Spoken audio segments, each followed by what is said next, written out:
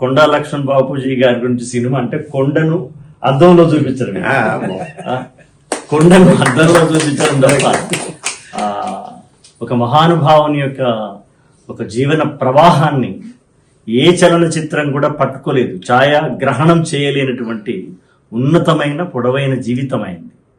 గాంధీ మహాత్ముని తర్వాత భారతదేశంలో బాపూజీ అనేటువంటి మాట కొండా లక్ష్మణ్ బాపూజీ గారిదే.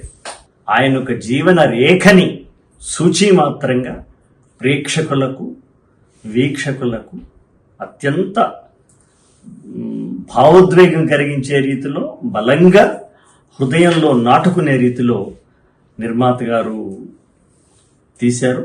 దాన్ని విజయ్ చక్కగా చిత్రీకరణ చేసి ఆ కార్యక్రమాన్ని బాగా విజయవంతం చేశారు.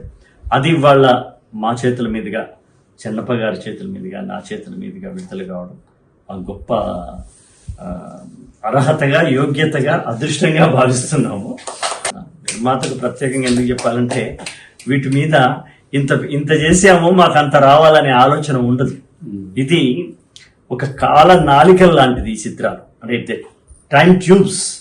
రేపు ఒక 100 సంవత్సరాలు 500 సంవత్సరాల తర్వాత ఎవరు ఈ తెలంగాణ లోపల ధ్వజస్తంభాల్లో ఉన్నారు అనుకుంటే చూస్తే ఈనాటి ఆయన నాటి కాలం, ఆయన యొక్క పాత్ర తెలిసేటువంటి ఒక టైం ట్యూబ్స్ లాంటి, ఇలాంటి కాల నాళికల లాంటి చిత్రం తీసిన ప్రతి ఒక్కరిని అభినందిస్తూ, ఇది అందరూ చూసి దీన్ని హృదయంలోకి చేర్చుకోవాల్సిందిగా భావిస్తూ నమస్కారం.